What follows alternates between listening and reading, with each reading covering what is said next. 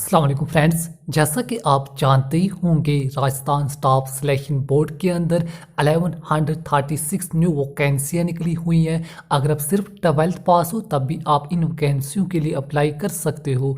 अगर अप्लाई करना चाहते हो उसका ऑनलाइन फॉर्म कैसे फिलअप करें, आज आपको मैं स्टेप बाय स्टेप करके ऑनलाइन फॉर्म फिलअप करके बताने वाला हूं। अगर अप्लाई करना चाहते हो साइट का लिंक और फुल डिटेल के साथ नीचे डिस्क्रिप्शन में लिंक देने की कोशिश करूंगा। वहां पर क्लिक करके फुल डिटेल्स क्या क्या रिक्वायरमेंट इंपॉर्टेंट डेट्स वहां पर मैं तमाम दिया गया है। उसके बाद जैसे अप्लाई बाय टैग पर क्लिक करोगे आप इस पेज पे आ जाओगे। आप इस पेज को डायरेक्ट इनकी ऑफिशियल वेबसाइट से भी सर्च कर सकते हो। यहाँ पर अगर आप ऑलरेडी से रजिस्टर हो तो आप लॉगिन करके फॉर्म को फिलअप कर सकते हो। अगर आप फ्रेश कैंडिडेट हो, पहली बार साइट में गए हो, तो आपने रजिस्टर बाय टैग पर क्लिक कर देना है। रजिस्टर बाय टैग पर क्लिक करने के बाद आपने अपनी जीमेल आईडी के जरिए वन टाइम रजिस्ट्रेशन कंप्लीट कर लेनी है। आपने email ID, mobile number, password आपने रख लेना है। पासवर्ड रखने के बाद आप पर लॉगिन कर सकते हो। मैं यहाँ पर ऑलरेडी से रजिस्टर हूँ तो यहाँ पर मैं लॉगिन करके बाकी फॉर्म फिलअप कर लेता हूँ। लॉगिन करने के लिए आपसे रजिस्ट्रेशन नंबर एंड पासवर्ड मांग रहा है। जो रजिस्ट्रेशन नंबर आपको दिया गया है वही रजिस्ट्रेशन नंबर एंड पासवर्ड जो आपने रखा होगा वही पासवर्ड फिलअप करने के बाद नीचे कैप्चा कोड फिलअप करने के बाद अब आपने लॉगिन वाले टैग पर क्लिक कर देना है। जैसे लॉगिन वाले टैग पर क्लिक करोगे अब आप इस डैशबोर्ड में लॉगिन हो जाओगे। यहाँ पर आपको बहुत सारे ऑप्शन आपको मिल जाएंगे। आपने रिक्रूटमेंट पोर्टल यहाँ पर टाइप कर लेना। सबसे पहला ऑप्शन देख लेंगे रिक्रूटमेंट पोर्टल। अब आपको अगर आप कोई ऑप्शन नहीं आ रहा तो आप यहाँ पर टाइप कर सकते हो रिक्रूटमेंट पोर्टल। जैसे आप सर्च करोगे रिक्रूटमेंट पोर्टल, आप पहला लिंक आप देख रहे हो, आप इस लिंक पर क्लिक कर देना है। इस लिंक पर क्लिक करते ही आपके सामने एक न्यू पेज ओपन हो जाएगा। यहाँ पर जो जिस वैकेंसी के लिए आपने अप्लाई किया होगा आपको पर पहले ही शो हो जाएगा, और जो ऑनगोइंग रिक्रूटमेंट चल रही होंगी आपको इस साइड शो हो जाएगा। जिन पोस्टों के लिए हम अप्लाई कर रहे हो, यहाँ पर जो सेकंड लिंक दिया है डायरेक्ट रिक्रूटमेंट आप 2021, आप इस लिंक पर क्लिक कर देना है। चलिए आप जिस भी पोस्ट के लिए अप्लाई करना चाहते हो, फॉरेस्ट गार्ड या फिर अदर पोस्ट, जिस भी पोस्ट के लिए अप्लाई करना चाहते हो उसी link apply no by tag पर अपने क्लिक कर देना है। जैसे अप्लाई नो बाय टैग पर क्लिक करोगे आपके सामने एक न्यू पेज ओपन हो जाएगा। जो न्यू वैकेंसियाँ निकली हुई हैं आपको तमाम की तमाम वैकेंसियाँ शो हो जाएगी। अब आपने इस टैग पर क्लिक कर देना है। जिस भी डिपार्टमेंट आपने जो सिलेक्ट किया है उसी के मुताबिक आपको पेज शो हो जाएगा। यहाँ पर क्लिक करते ही आपके सामने फर्स्ट पेज ओपन हो जाएगा। यहाँ से आपने स्टेप बाय स्टेप करके पूरे फॉर्म को कंप्लीट कर लेना है। सबसे फर्स्ट कॉलम में जिस भी कैंडिडेट का या खुद का फॉर्म फिलअप कर रहे हो उस कैंडिडेट का अपने नाम मेंशन कर देना है। याद रहे नाम आपने वही मेंशन करना है जो आपकी 10th क्लास की मार्कशीट पर मेंशन होगा। सेम टू सेम आपने वही नाम मेंशन कर देना है। मैं आपको बताने के लिए फॉर्म में XYZ का यूज़ कर रहा हूँ। आपने नाम बिल्कुल ध्यान से मेंशन करने के बाद नेक्स्ट कॉलम में मेल या फीमेल कैंडिडेट जो भी फॉर्म को फिलअप कर रहा या रही आपने मेंशन कर देना है। इसके अलावा अपना फादर नेम आपने मेंशन कर देना है। फादर नेम भी आपने वही मेंशन करना है जो आपकी 10th क्लास की मार्कशीट पर मेंशन होगा।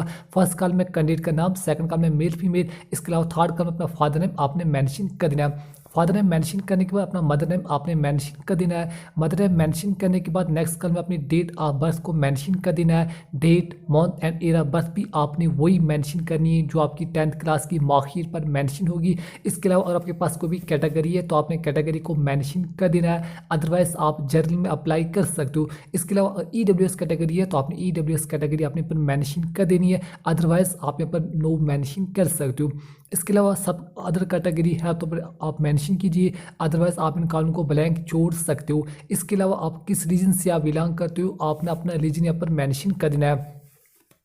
चलिए अपने इन कैटेगरीज को आप मेंशन कीजिए। अगर आपके पास कोई भी कैटेगरी है तो आपने कैटेगरी को ज़रूर मेंशन कर देना है, अदरवाइज आप जर्नी या नॉट एप्लीकेबल पर मेंशन कर सकते हो। इसके अलावा अदर आप अपने अकॉर्डिंग इन कॉलम को मेंशन कीजिए। अगर आपके पास कोई कैटेगरी वगैरह है तो ही आप यहाँ पर मेंशन कीजिए, आप अपने अकॉर्डिंग यहाँ पर मेंशन कर सकते हो। इसके अलावा आप किस रीजन से आप बिलोंग करते हो आपने अपना रीजन यहाँ पर मेंशन कर देना है। जिस भी रीजन से आप बिलोंग करते हो अलग तमाम के तमाम रीजन आपको शो हो जाएंगे। आपने अपना रीजन यहाँ पर मेंशन कर देना है। रीजन मेंशन करने के बाद मैरिड अनमैरिड जो भी फॉर्म को फिलअप कर रहा या रही आप यहाँ पर मेंशन कर सकते हो। मैरिड अनमैरिड टिक करने के बाद चलिए अपने अकॉर्डिंग आपने मैरिड अनमैरिड यहाँ पर टिक कर देना है। इसके अलावा यहाँ पर बर्थ फ्रॉम पहले और बाद में आप अपने अकॉर्डिंग 0 1 2 3 आप अपने अकॉर्डिंग पर मेंशन कर सकते हो। इसके अलावा जिस भी कैंडिडेट का फॉर्म फिलअप करे हो उसका अपने 10 डिजिट मोबाइल नंबर मेंशन कर देना है। मोबाइल नंबर आपने ठीक से मेंशन करना है, इसी पर आपको तमाम इन्फॉर्मेशन बाद में दी जाएगी। इसके अलावा ईमेल आईडी जो हमने पहले मेंशन की होगी वही रहेगी, उसमें आप एडिट वगैरह नहीं कर पाओगे। नेक्स्ट चलिए नेक्स्ट अब आप यहाँ पर सेलेक्ट अब राजस्थान स्टेट से बिलोंग डोमिसाइल हो तो यहाँ पर यस मेंशन कीजिए। अदरवाइज आप अपने कोड पर मेंशन कर सकते, मतलब मैक्सिमम पर राजस्थान के डोमिसाइल स्टेट से बिलोंग करते हो, आप अपने कोड पर मेंशन कीजिए।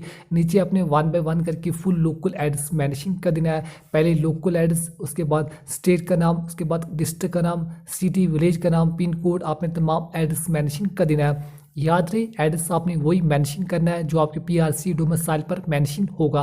तमाम एड्रेस मेंशन करने के बाद अगर आपका पैरामीटर एड्रेस का कापरो एड्रेस सेम है तो आपने सेम एज ओबो टैग पर क्लिक कर देना है।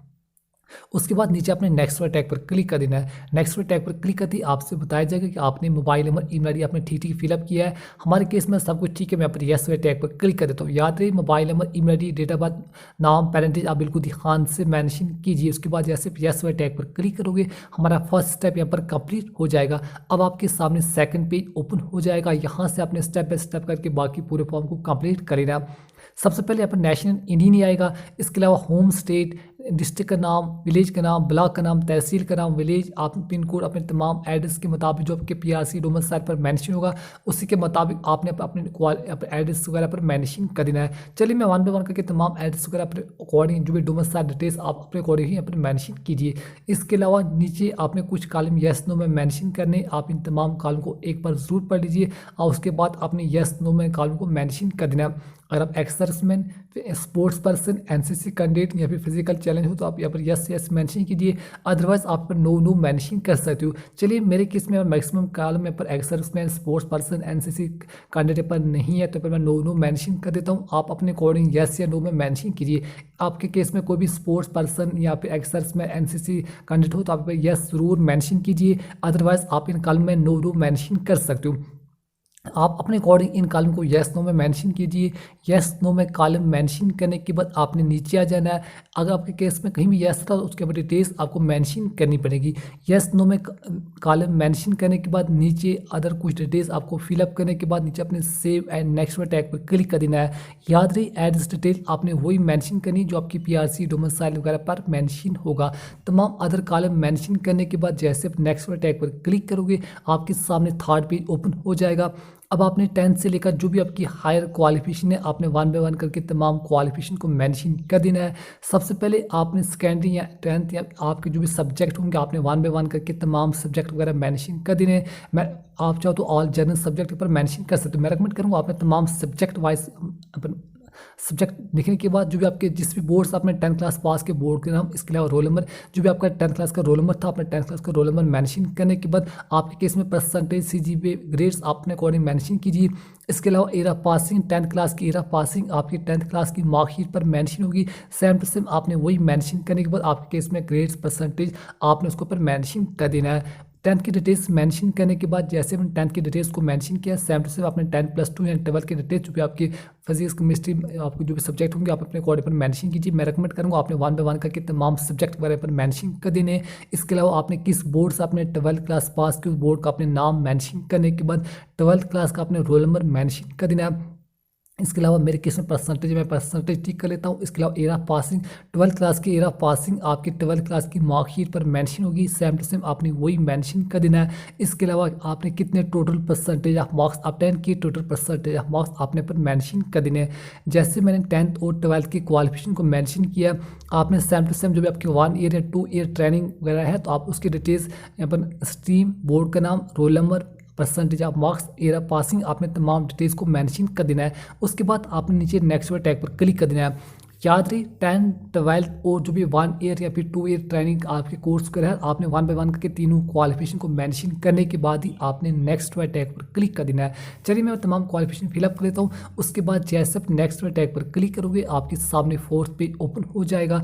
अब आप जिस भी कैंडिडेट का या खुद का फॉर्म फिलअप करे हो उसका अपने फोटो, सिग्नेचर वगैरह अपलोड कर लेना है। पहले चूज़ फाइल पे क्लिक करके अपना फ़ोटो अपलोड कर लेना है। फ़ोटो का साइज़ आपने 50 KB से लेकर 100 KB के दरमियान अपलोड कर लेना है।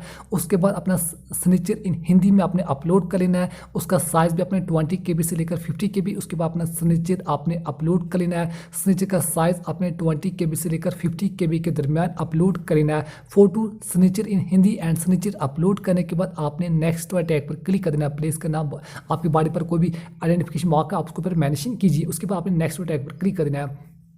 जैसे आप नेक्स्ट में टैग पर क्लिक करोगे आपके सामने लास्ट पेज ओपन हो जाएगा। यहाँ पर जितनी भी डिटेल्स अभी तक आपने मेंशन की होंगी, आपका नाम, parentage, date of birth, mobile number, email ID, local address, आपकी एजुकेशन क्वालिफिकेशन, तमाम की तमाम डिटेल्स आपको पढ़ने को मिल जाएंगी। मैं रिकमेंड करूँगा आपने तमाम डिटेल्स को बिल्कुल ध्यान से चेकआउट कर लेना है। अगर कोई भी मिस्टेक है तो अभी भी आप इन स्टेप में एडिट वगैरह कर सकते हो। अगर तमाम डिटेल्स ठीक है तो आपने फाइनल सबमिशन में टैग पर क्लिक कर देना है।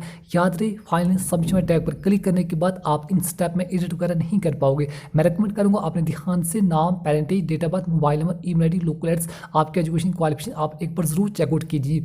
चलिए हमारे केस में सब कुछ ठीक है। मैं यहाँ पर फाइनल सबमिशन में टैग पर क्लिक कर देता हूँ। जैसे फाइनल सबमिशन में टैग पर क्लिक करोगे अब आप इन स्टेप में एडिट वगैरह नहीं कर पाओगे। तमाम की तमाम डिटेल्स आपको शो हो जाएगी। जितनी भी अमाउंट आपसे काटी जाएगी वो अमाउंट आपको शो हो जाएगी। नीचे आपने पे फी बाय टैग पर क्लिक कर देना है।